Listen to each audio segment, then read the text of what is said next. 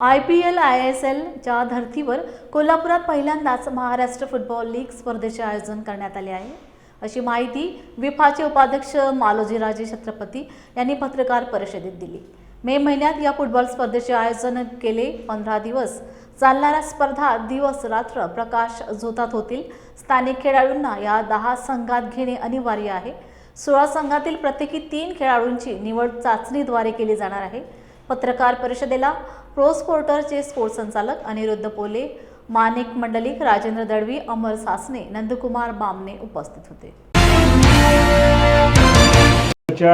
क्रीडा क्षेत्रामध्ये एक अतिशय ऐतिहासिक असं पाऊल या फुटबॉलच्या निमित्तानं या ठिकाणी होतंय।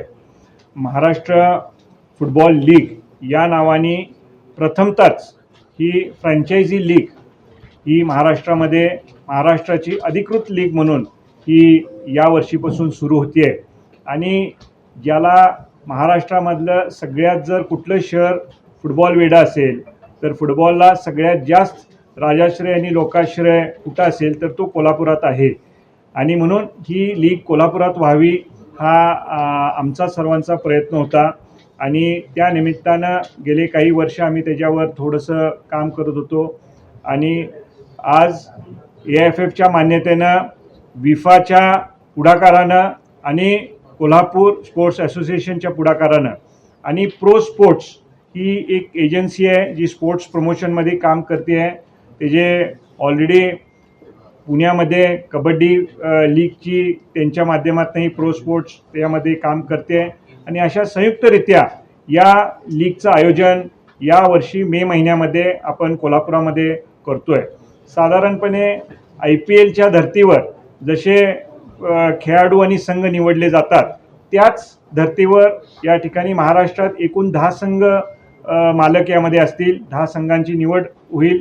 त्यामध्ये सगळ्या खेळाडूंची निवड ही बोली पद्धतीने होईल, त्यांचं ऑक्शन होईल आणि त्याच्यानंतर एक होस्ट सिटी म्हणून कोल्हापूरचे आम्ही किमान प्रत्येक संघामध्ये 3 खेळाडू असावेत हा एक देखील आम्ही त्याच्यामध्ये एक नियम ठेवलेला आहे आणि तेही खेळाडू हे मेरिट माध्यमातूनच निवडले जातील। मला असं वाटतं की एकंदरीतच आपण जर बघितलं तर IPLची पॉप्युलॅरिटी किती आहे आपल्याला माहिती आहे। आज प्रो कबड्डी लीगच्या माध्यमातून कबड्डीला जो ग्रामीण भागातला खेळ म्हणून कबड्डीकडे आपण पाहतोय, पण आज कबड्डीला देखील किती त्यानुसार किती प्रकाश झोतात तो खेळ आला आणि अगदी ग्रामीण भागातल्या अगदी एखादा चांगल्या खेळाडूला देखील आर्थिक त्याचं सक्षमीकरण करण्याच्या दृष्टिकोनातनं लीगनं किती महत्त्वाची भूमिका त्यामध्ये पार पाडली हे आपल्याला दिसून येतंय आणि म्हणून त्या अनुषंगानं फुटबॉल देखील कुठं काही महाराष्ट्रामध्ये कमी नाही आहे, पण फुटबॉलला एक व्यावसायिक व्यासपीठ मिळालं पाहिजे त्या अनुषंगानं या लीगची उपलब्ध आपण करून दिलेली आहे।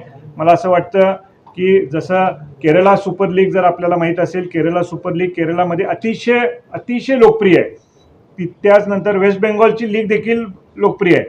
त्याचबरोबर महाराष्ट्रामध्ये देखील फुटबॉलमध्ये लीग ही सुरू व्हावी त्या अनुषंगानं आज हे या वर्षीपासून सुरू होते आहे आणि मला वाटतं एकंदरीतच महाराष्ट्रामध्ये फुटबॉलच्या अनुषंगानं हे एक महत्त्वाचं पाऊल आहे।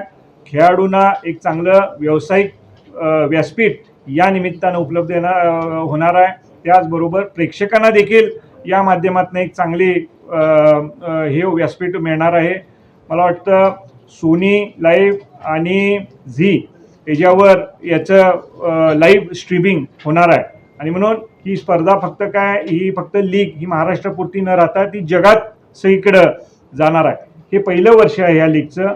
मला वाटतं ही 100% आम्ही यशस्वी करण्याचा प्रयत्न करू।